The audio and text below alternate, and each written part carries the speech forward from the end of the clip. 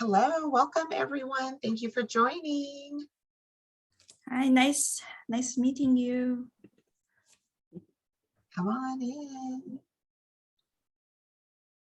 Okay, so we're going to go ahead and get started. Thank you so much to everyone who's joining us today on our conversation around diversity, equity, inclusion, and belonging in business, the work we each need to do. We want to send a huge thank you to UHRI and National ACE for providing this space for us to have this dialogue.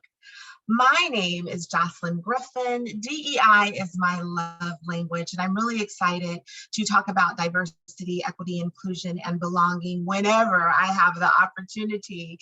And I'm sure my co-panelists agree with me. And with that said, I'll go ahead and toss it over to Tisha for her to introduce herself. Yes, I'm Tisha Washington. I am co-facilitating today. I too love DEI, and I'm so excited that so many businesses and groups are open to these conversations. It makes me feel like I'm such an agent for change. So I'm very excited to be here and work with you guys today. Thank you. Yes, and then I guess I will pass it over to Sana.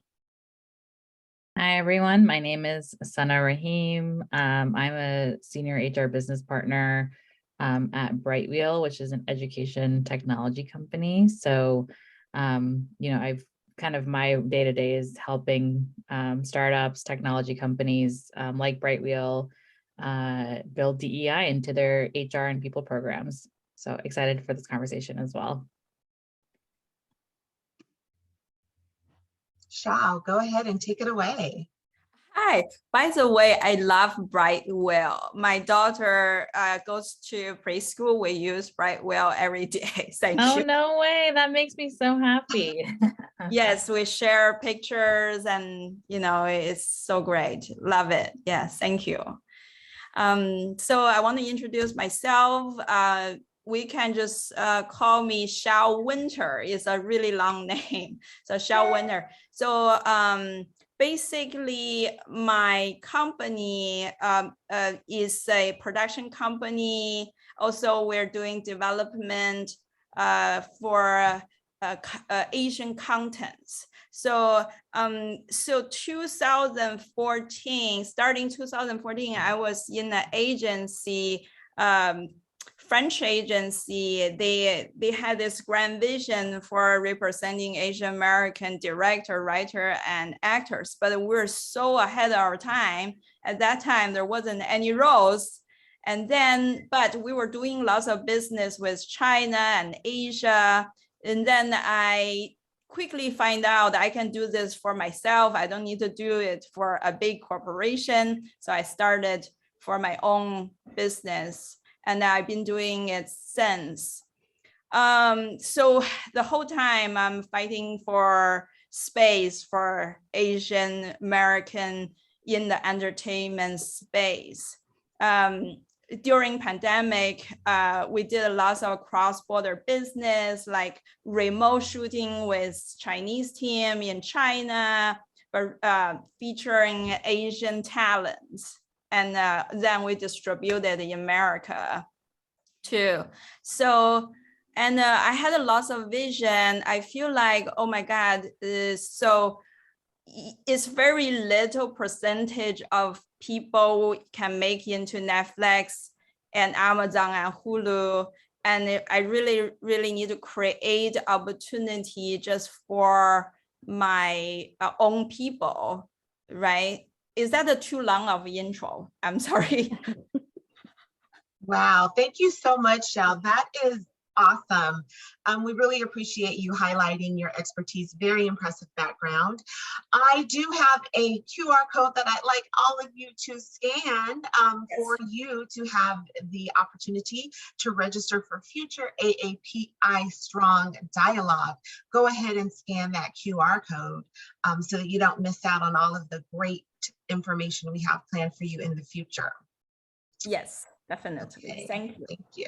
Okay, so today we want to make sure that we practice wellness. You should also practice wellness in the workplace. And one way we could do that is to set up environments that are brave to allow courageous conversations. And so today's community guidelines that we're using is a tool called Aspire. There's an acronym, Aspire, where we pretty much look at each letter and we have an action behind that. The A in Aspire is to assume good intent and take accountability when you're having conversations that can be considered courageous. One way to do that is the ouch or the oops method. If you are offended by what someone says, you could just go ahead and, indicate that by saying or putting in the chat an ouch. If you are someone who's offended someone and they've indicated an ouch, you could go ahead and respond with an oops, because again, we know that everyone is coming from a good place, but sometimes the things that we say in our experience can offend others, and you could just respond by putting in a quick oops. Share time and space with your group or your co-panelists.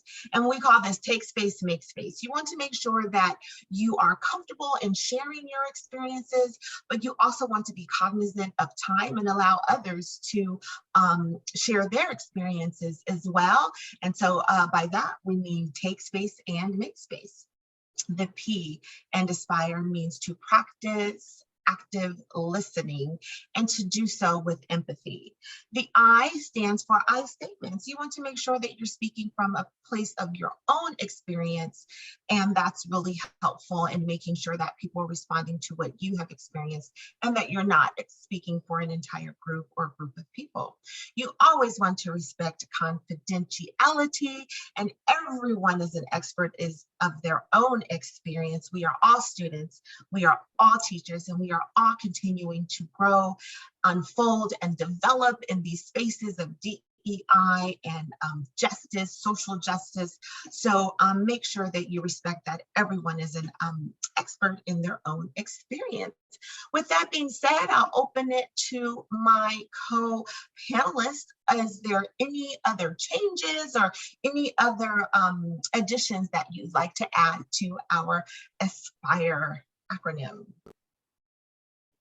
No, Okay. just to reiterate that it's a safe space. Absolutely, absolutely.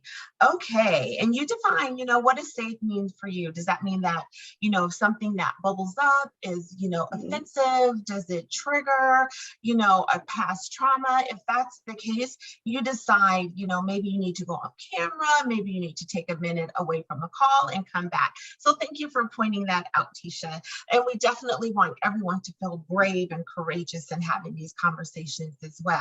So with that said, I'll hand it over to Tisha, and she'll share with us some information about implicit bias. Okay, hello everybody. Today we're going to be covering a lot of material. A lot of it is going to be based on the different kind of biases that we have. We are starting with implicit bias. Merriam-Webster defines implicit bias as a bias or prejudice present but not consciously held or recognized. As you see on the screen, implicit bias is also known as an unconscious bias or a implicit social cognition. Bias refers to thoughts, ideas, attitudes, or stereotypes that affect how we view others. In other words, our brains snap judgment about individuals, groups, ideas, objects, and experiences. Bias is a negative cognition. But it is important to understand that it is not necessarily a bad thing. Next slide. Bias helps us organize and classify all the stuff that we have going on with work, personal projects, helping others. However, we are also aware that bias can have a negative impact on underrepresented groups. In our professional lives, the impact could include our hiring decisions and the selection of our vendors. In our personal lives, it could impact relationships and how we raise our children. We begin to develop these thoughts and stereotypes of people based on our lived experiences. Suppose you've learned through personal experience, media exposure, or general cultural conditioning that Black men are violent. In that case, it may be difficult for you to envision a Black man in a position where they are comforting, where they are loving, or even physically weak. Race is not the only area where bias shows up. For example, some implicit biases develop to favor able-bodied versus disabled bodies, youth over elderly, thin people over plus-size people, and light-skinned people over dark-skinned people. Next slide. There are 5 types of implicit bias. There are 5 characteristics that make up implicit bias. The first one is conscious and automatic. They are activated without an individual's intention or control. Pervasive, everyone possesses them, even those who avow commitments to impartiality, like faith-based leaders, judges, and police officers. Do not always align with explicit beliefs. Implicit and explicit biases are generally regarded as related but distinct mental constructs. Real-world effects. Significant research has documented real-world impacts on implicit biases across domains such as employment, education, criminal justice, and others. Flexible. The bias and associations we have formed can be unlearned and replaced with new mental associations.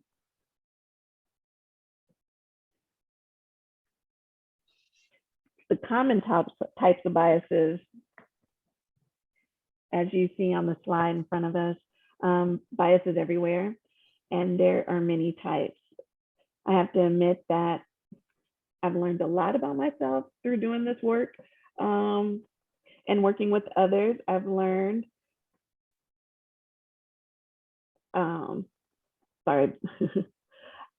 learning how this has allowed me to grow. Some of the biases that I've noticed in my personal life is when I'm working in alliance with the LGBTQ community, that me being a heterosexual female is a bias over working with those in that marginalized community. Excuse me. Next slide.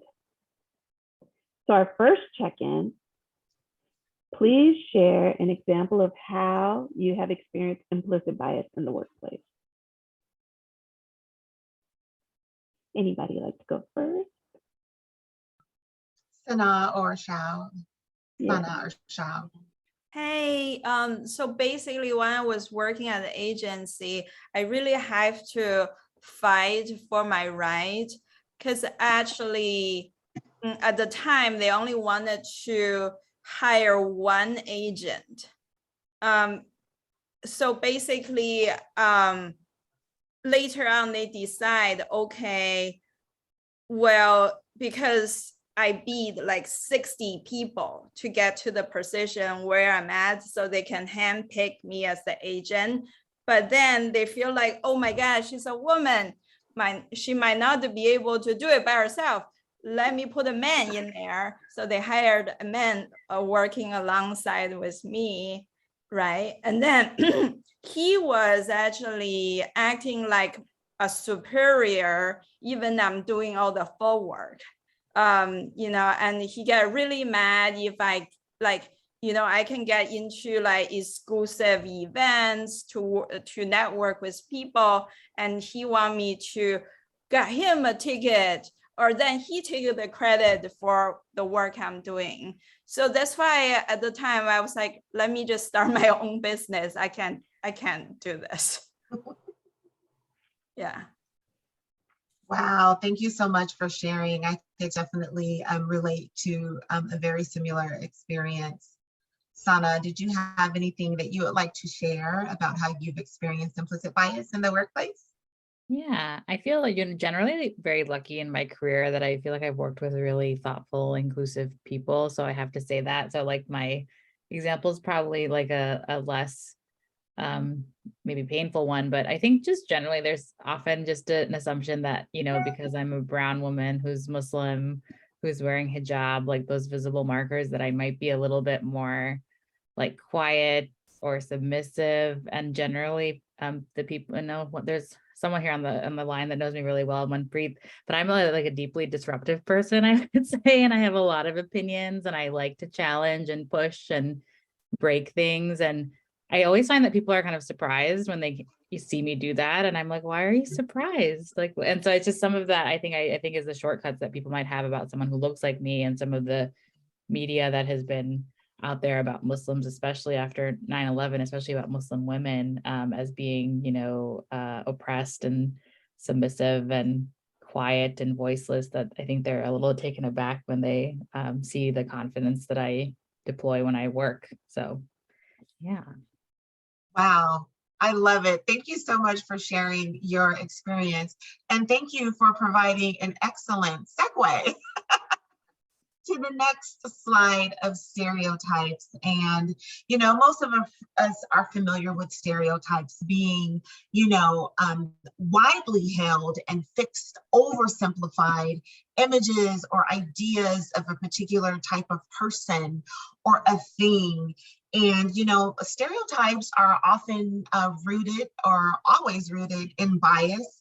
But I like to take it a step further, you know, rooted in discrimination, rooted in racism as well. And so it's really important for us to understand how stereotypes show up in our everyday lives, like bias. Because we're all so busy, we tend to just go to our brain's snap judgment, right? And so with relying on stereotypes becomes more pronounced when we do not take a moment to step back and to pause before we act on an experience or a conversation. And so stereotypes, you know, like bias, is very harmful. They are very harmful.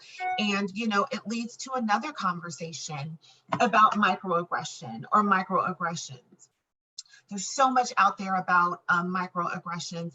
There's a whole history behind how the term even was developed. Originally, it was a term that was created in the 70s to address experiences that Black people experienced, but it has grown way beyond that initial definition. And now it's something that we could all talk about as women, as individuals with disabilities, as a part of the LGBTQ plus IA community. And we really have to be aware of how microaggressions show up in our everyday verbal, nonverbal, environmental settings. And microaggressions are insults, right? They are harmful. Many people like to describe microaggressions as, you know, a million, you know, tiny paper cuts. You know, one paper cut will not, you know, bother you. Maybe two will not bother you. But imagine having, you know, millions of paper cuts, you know, over your entire body. That's very harmful. And so that's why they call it microaggression, death by, you know, a million tiny cuts. Microaggressions communicate hostile, derogatory, and negative messages to individuals and groups based upon individuals being part of a group. There are different types of microaggressions, and they all have different impacts. Environmental microaggressions would be, you know, the former Washington Redskins. If, you know, you are a fan of football, having to constantly, you know, your likeness being used in a derogatory way. Or if you're a student and, you know, you attend a school, or if you're on a college or university and there's a building, you know, or a statue named after, you know, Robert E. Lee, a building or, you know, some type of monument that reminds you of, you know, that individual's history or past, you know, and that could offer or set up an environment that does not foster belonging, where individuals are not always comfortable moving within those spaces.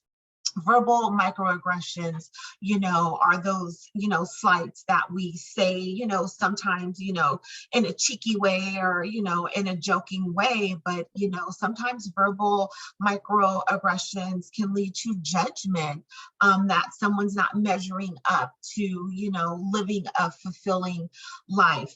Behavioral microaggressions. And, I find myself committing behavioral microaggressions often when I'm at a stop sign and I see an individual experiencing homelessness, and I lean in, to lock my door. That's something that I have to check myself on. And, the impact of the person who's, standing there, sitting there, and they notice that when I see them, I, lock my door. How does that make them, feel? So just being aware of microaggressions, the different types that are out there, is work that we all need to do in all of our communities to make sure that we're not impacting individuals in a negative way or making them feel inferior. Additionally, there's different types of microaggressions, micro assaults, micro insults, micro invalidations, and racial gaslighting. And each type of microaggression is basically, again, a dig or an insult to a group or an individual. You want to make sure that, when a microaggression occurs, that you address it. Try not to play it off, oh, I was just joking. Racial gaslighting is something that's very, very important. And we see a lot of racial gaslighting is basically when discriminatory behavior occurs and the person who was discriminated against has a reaction. And when we're racial gaslighting, what we will do is we will focus on the person who was discriminated against. We will focus on their reaction and not the statement that was said to cause that reaction. And so we have to be sure that with, racial gaslighting, we're addressing the root cause of that, reaction. I've been in spaces where that's, very common, and it's not easy to call it out because sometimes you're educating individuals on the history of microaggressions, and the individuals who you're working with, they just want to focus on chastising or addressing the person who was discriminated against because their reaction was not professional or was not appropriate, rather than addressing the root cause. So with that being said, I'd like to check in with my, co-facilitators and our panel. When is the right moment to address a microaggression? And anyone, feel free to chime in on that. Tisha, Xiao, Sana. Yeah, actually, I was thinking that this conversation is so important because we need to start early, like young. Lots of parents, they passing on their microaggression to their children. I can tell you my personal experience. We went to a flea market, and then there was a little children. He was so cute. But when he saw my Asian nanny, then immediately he was like, COVID, like, go back to China. I was in tears, I think sometimes the parents does not even know they're doing the wrong things, is passing on to the children. We really need to educate people so they know they're doing the microaggression. Some people, they don't even know they're doing that microaggression, then passing down to the young children. Wow, you bring up an excellent point. Thank you for that. The next question, what should you do once you realize you have committed a microaggression? Would anyone like to take that on? I definitely have my personal experience too. So here's the thing is, it's also about education, right? So when I So for the longest time, I wasn't interact so much with different people from different races, right? And my husband actually is a producer. He produced with like actually what he actually produced for Beyonce and all that stuff. So he was the one taught me about Black culture. I was like, oh my God, take a white Jewish man to show me the Black culture. That's pretty funny, ironic. But once I get into it, I was producing, we hired African-American talents, but without the people educating us, my ideas at the time, not now, at the time is all African-American talents are good at dancing and singing. That's just wrong, but nobody told me. But later on, people told, like my husband, I was having conversation with my husband, that's, you know, they're good at everything, not just one thing, you know? Yeah. Wow. Thank you for that, Xiao.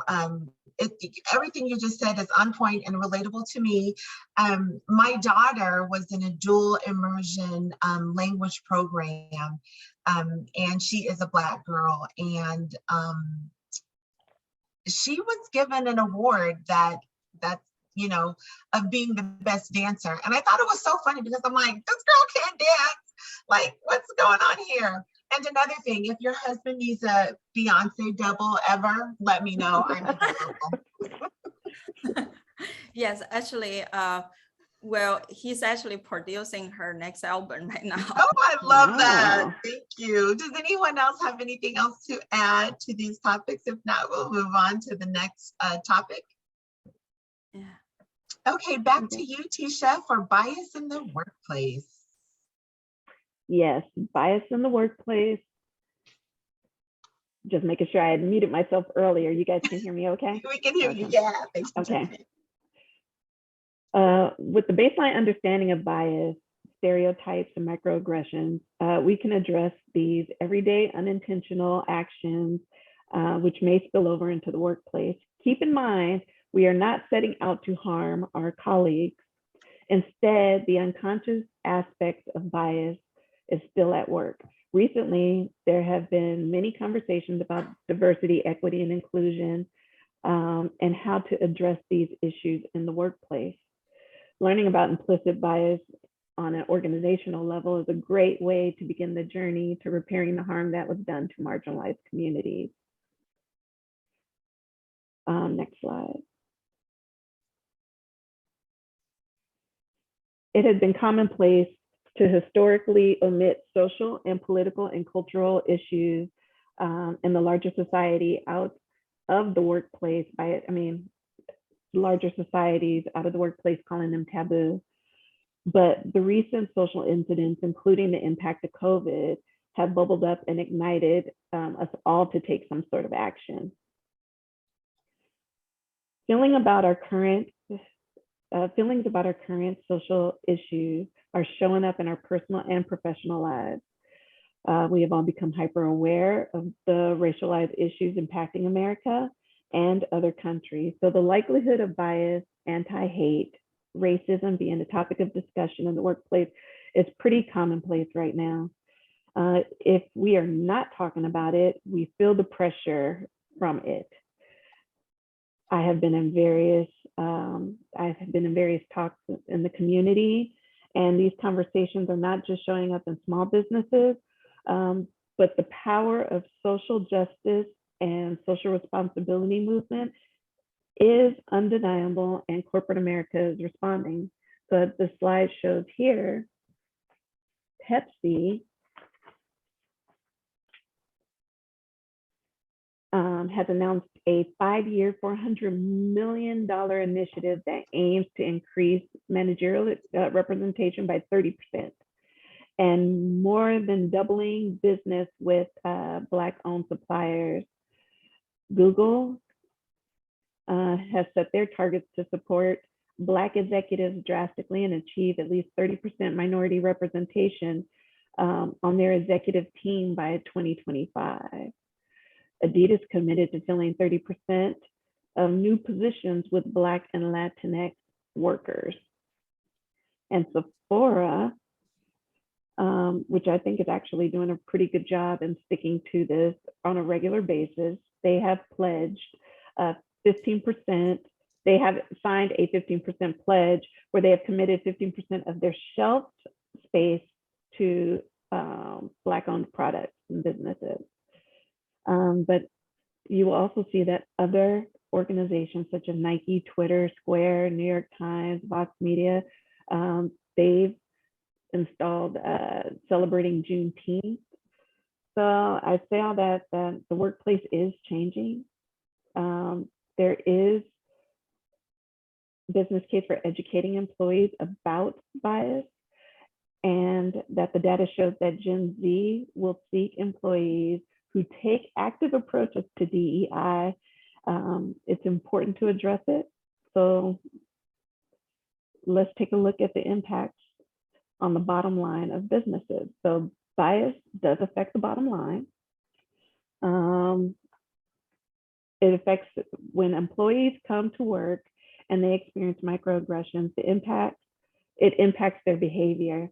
According to Forbes, employees who experience bias at work are nearly 3 times as likely to disengage in work, and that can be costly. When an employee experiences bias, it reduces their efforts.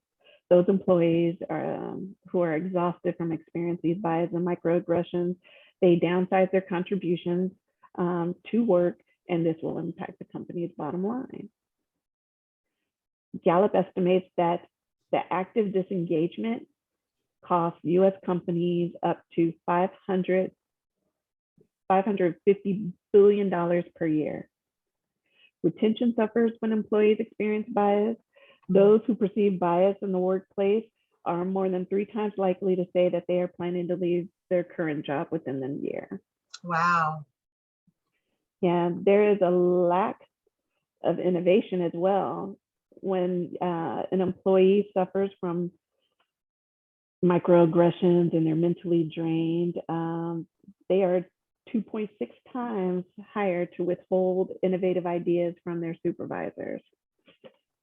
Wow. Thanks, Tisha. You're welcome.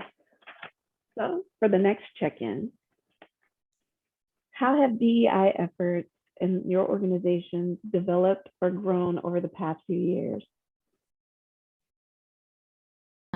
I can jump in, and I guess, Tisha, I wanted to add to what you were just saying. I think, what's interesting is companies are, most major companies now are investing in diversity and inclusion these days. And I think one of the things that a lot of companies haven't understood is that, diversity is a wonderful thing. And it's like, it's nice. It's like nice to have people and different experiences, but unless you have a culture where people feel included and people feel safe to contribute, you actually can't capture the benefits of it. So like you can bring 50 different people into a room, but if those people don't feel safe to talk or share their ideas, you actually won't get any of the benefits of the diversity. And in a lot of cases, you actually increase conflict and increase problems in the organization. So like when you have people that come from so many different backgrounds and experiences, it's actually much harder to manage. I think a lot of leaders don't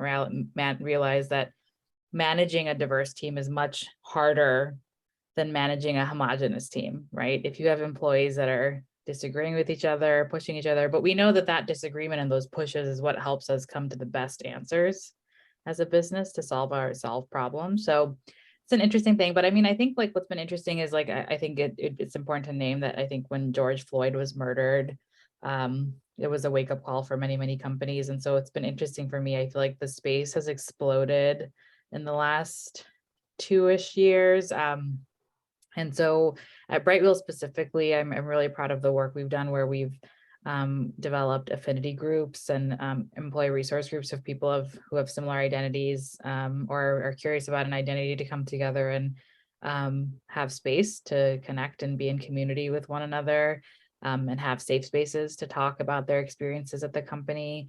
We also have invested in Heritage Month celebrations. So we really try to make sure we're bringing in speakers and organizing events and programs. It's currently Hispanic Heritage Month. So really making sure we're celebrating all of these things. We're also entering into like Jewish high holidays early next week, things like that, right? Just being really cognizant of, are we honoring all the things that are going on? So I think the thing that we're pushing on too is continuing to make sure all of our processes really emphasize equity and inclusion. So like how we hire, like how have we removed bias from our hiring process, how we evaluate performance, how do we really maximize like making sure our performance management is based on facts and evidence and not people's feelings. So we're really looking at every single process in our business and seeing how we can remove bias and make sure that we're being equitable and fair and how we're hiring, how we're promoting, how we're growing the business. Outstanding. Thank you so much for sharing. That's awesome. You mentioned, cultural competence, in your dialogue, and that's amazing because that's what we're talking about now. Achieving cultural competence is something that we can do as individuals and also as organizations. And it takes work, to learn about other cultures, other groups, other identities. And the Georgetown University National Center for Cultural Competence put together this model that will help us, go on that continuum to figure out how to improve our cultural competence. And as I'm looking at this slide, I'm even looking at cultural blindness, like maybe we need to revisit what we're calling it here. And that is a nod to ableism. So, we're all, like I said, we are all students and we are all teachers, but there are 6 steps that they indicate over at Georgetown and how individuals and organizations can continue to strive for improving their cultural competence. The steps are clearly listed out here, but it begins with cultural, deconstructive like type of steps that you could do, leading all the way up to cultural proficiency. I just like to point out that once you've achieved cultural proficiency, you do not stop growing and learning and unfolding and reading and watching and visiting and talking to individuals. For me, I know that it's a continuous process that I need to continue to work on. And I love, Sana, that you shared that your organization, since the murder of George Floyd and Breonna Taylor, that you all have done some work in that space, because that's really all of the work that we'll need to do, in all of our communities. So thank you so much for sharing that.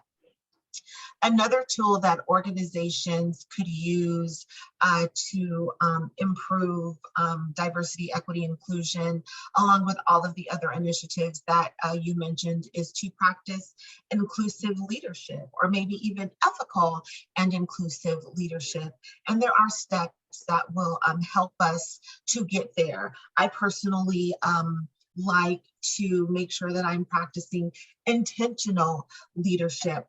Whatever works best for your organization, to begin ensuring that you're setting up in an environment that allows for a visible commitment to your DEI and B efforts, or if you're doing justice, equity and inclusion, whatever acronym you're using to address diversity, equity, and inclusion, it has to be something that is visible to your patrons and your coworkers and the folks who you work with and service. You have to practice humility. There's no way we all know it all. And at the end of the day, we don't know what we don't know as leaders in an organization. And I believe that we are all leaders in some capacity. Be humble when you don't know something, admit to it, so that you're creating that space for individuals to come to you with problems that we need to work on and feel comfortable. Again, it goes back to that bias. And I think bias is a nice way, to say discrimination or, racism or whatever. And let's make sure that, we're aware of it. There's no way we are going to get rid of bias. It's just not the way we're wired. It's just not the way this country is wired. but we continue to do that work to address our own bias. And we all have it. We all have it to continue to do that work. Be curious about others, you know, watch movies that you normally wouldn't watch that, you know, highlights, you know, a population that you're not, you know, of or a member of, and then collaborate. You know, the biggest thing about inclusion is that you're inviting individuals to the table who have been silenced historically, and you're inviting them to the table and you're allowing them to provide input, you're allowing them to share their ideas, and you're making a decision as a business owner or a business leader. How can I embed this idea? How can I listen to what this individual is telling me in a way that will benefit my business, but will also benefit the individuals who I work with, who I service, and who I interact with as a business owner or a business leader? Okay, I'll toss it over to Tisha. Yeah, strategies for dismantle to dismantle bias beliefs. You know, we've covered a lot of material so far: biases, microaggressions, stereotypes, cultural competence. There's emotional intelligence, inclusive leadership, and empathy. The big one. We just skimmed the surface of each topic, but we have some awareness to begin to put more learning and intention behind omitting some of the unconscious behaviors that impact our coworkers. I guess in a sense you could say that we have all become, and it's an old phrase now, but woke. Hashtag Yes. woke.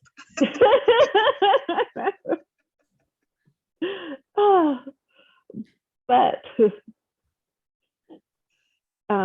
anyway, you will begin to see bias everywhere now. Your awareness may encourage you to continue to grow in this space. The tools you have should allow you to identify bias, to address it, and to move forward to create an inclusive environment where all people can thrive and move from awareness to action. So for the strategies to dismantle, we have introspection. Practice power of pause. Explore and identify your own implicit biases by taking an implicit association test or other means. Make a mental note of yourself of instances where implicit biases may have impacted your behavior, and be as specific as you can. Perspective taking. Identify situations in which implicit biases impact your behavior. Consider the emotional impact on people placed in boxes or stereotypes in negative ways. Remember how empathy works. Also be aware of positive stereotypes. The positive stereotypes may seem harmless, but they can still register and feel offensive and restrictive to those on the receiving end. For example, you may appreciate your coworker's natural hair, but do not touch it. And reassociation and stereotype replacement. This is a tricky one. Expose yourself to media that aims to break down prejudice and discrimination. There are many shows, books, YouTube videos, documentaries, and films that you can watch. And this will help you start to reframe your negative perspectives on marginalized groups. Okay, thank you. We'll go to the check-in and then we'll be wrapping up in just a few minutes. Okay, so this one I'd like everybody to take the time to answer. Please share a few quick tips on how an organization can begin incorporating DEIB into its business practice. Oh, I have some ideas. Okay. So basically, I feel like it's back to education people, right? Through talks and visuals. I feel like the corporation can make some short contents to teach their employee what is inappropriate because people won't know. You have to tell them, right? You know, Mhm. so like, for example, big giant corporation, they have lots of money. They can make sure contents to teach people what's inappropriate. I love the show Atlanta. It's so brilliant. Like, you know, I just love it. You know, that what we need to do that short version, because people have a short expansion span, so they can just watch short version of that. Yeah. That's good. Thank you for Yeah. sharing. I love that. Yeah. You know, I think like the basic first step I always tell companies to do is like talk to your employees. Like, are you hearing what their experiences are day in and day out? I think sometimes people immediately go externally and want to bring in a bunch of trainers or new resources or new tooling or whatever. And it's like, before you buy anything, like, have you just like listened to your employees? Like, have you spent time understanding what their experiences are? What do they enjoy about your workplace? What do they not enjoy about your workplace? Have they felt excluded? Do they feel included? I think that is like the starting point for any company, is to really understand the current experience of all their employees.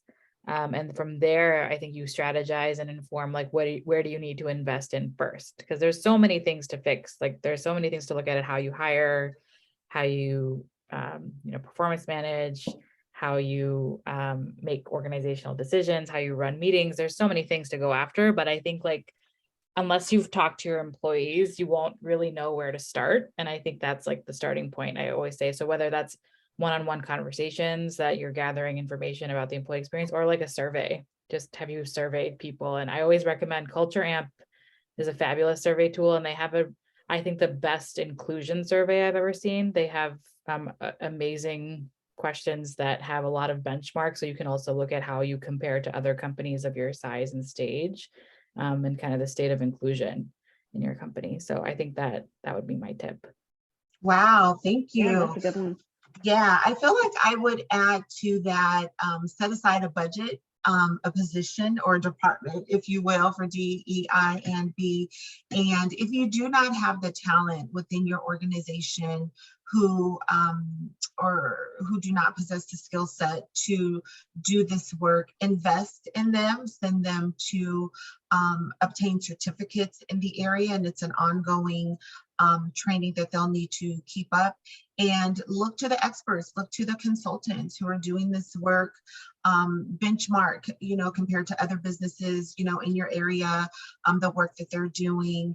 And definitely don't feel that you have to take on all this work on your own. Look to the experts to help you address DEI and B in the workplace, because it is a business strategy. It's not an initiative, it's not a program.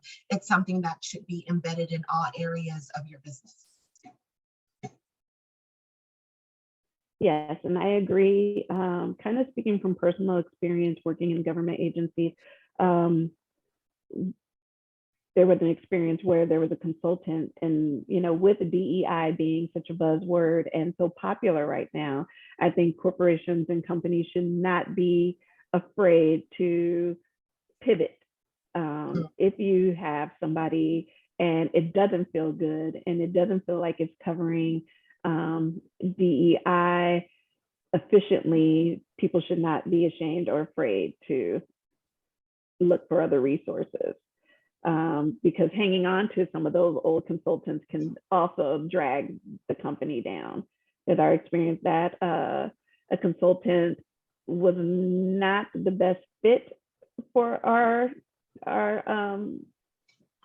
agency, and it totally sucked the life out of our group that we pulled together to work on it.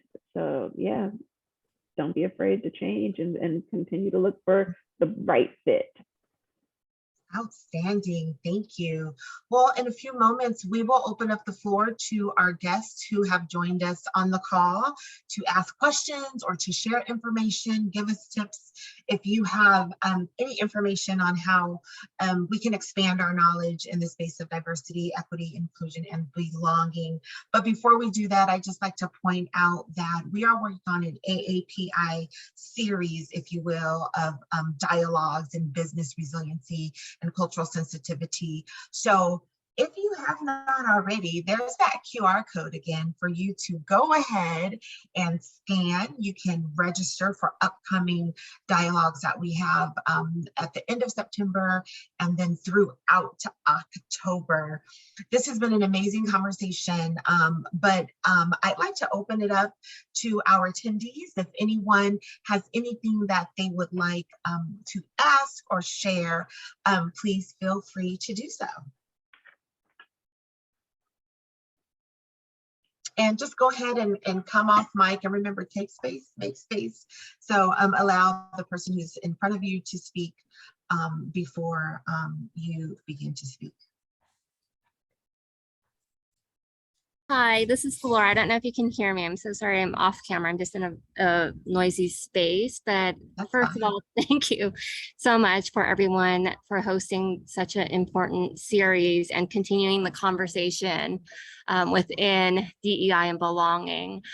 You know, just listening to some of the comments that everyone had shared. And I think, you know, truly at the end of it, it has to be culturally embedded into organizations, whether it's from the foundation and or as part of their innovation or evolvement within, you know, whether they're like a older company or a newer company.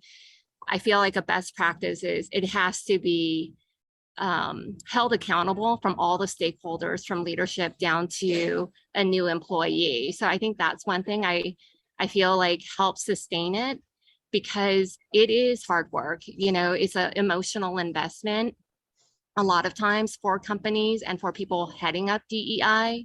And I think, you know, when you're able to embrace it culturally, you know, again, whether you're a small company or a big company, but you have more stakeholders that are vested in, I truly believe that it makes for a more dynamic company that embraces, whether it's the safe space or the evolving dialogue. I think it helps everyone continue the conversation, because it is, you know, it's not all like rosy, like roses and daisies. A lot of times, you know, you have to go really, really deep to really understand, like, say, what the microaggressions are and the history of all these different cultures, whether it's, you know, the Asian American culture or any other culture. At least I personally have found it's an ongoing conversation. Absolutely.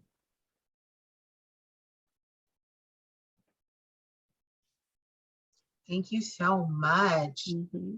Totally agree. Is there anyone else who would like to comment or share any tips or tools that we could use in our businesses or organizations, or even in our personal lives? Hi, everyone. I just wanted to say thank you for sharing your expertise. It's so lovely to be in spaces with folks who really get the work, you know, the challenges and the beauty of it all. I always find it so inspiring to be in this kind of company. So yeah, I just wanted to say thank you. It was a pleasure being here and getting to learn from you all, hear your own experiences, and then take away some tips and tools to be able to bring back to the workplace. Because I think sometimes for me, even personally, I feel like I'm going a little crazy because it seems like all of this should just be the norm. And it's challenging when you have to convince other folks why this work is important. So it's always nice to get to hear from others who are in it and fighting the fight alongside each other. So thank you so much to you all. Thank you. Yes, community is very, very important. Thank you so much for sharing.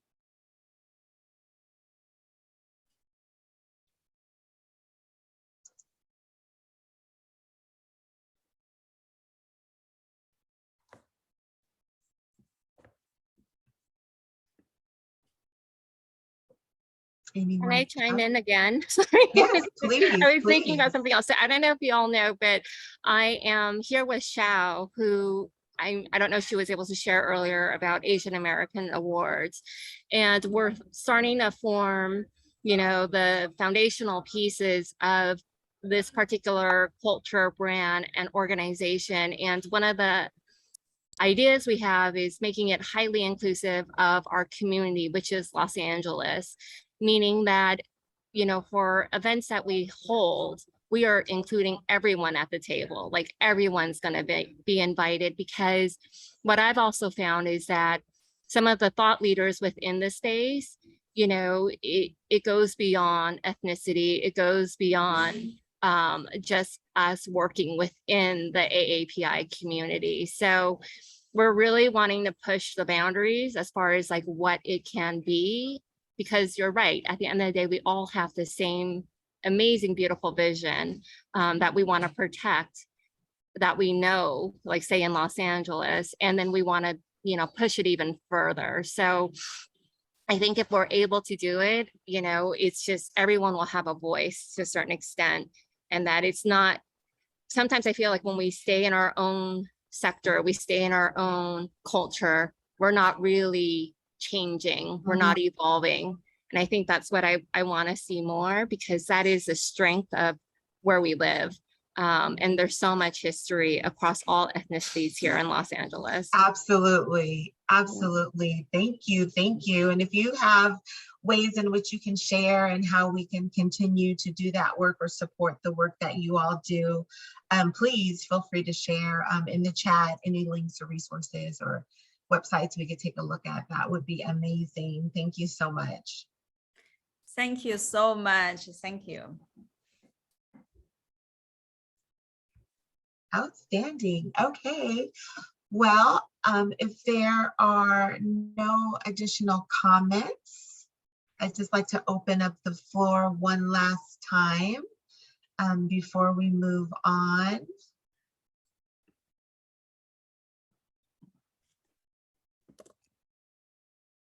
Okay, well, once again, I'd like to thank UHRI and National ACE and just setting up this AAPI Strong initiative. I think it's outstanding. Thank you for allowing Tisha and I to be a part of this. Sana and Xiao, it was great meeting you and working with you. This was outstanding. And may we continue to do the work of having this very important dialogue. I'd like to thank everyone for offering their expertise today. Hopefully you had a chance to take a look at that QR code and register for our next event, our next AAPI Strong event, which is promoting human rights in businesses. How can business owners lift up the community and their workers? I am Jouslynn Griffin. Again, DEI is my love language. Remember to practice self-care when you are doing this work. Rest is power.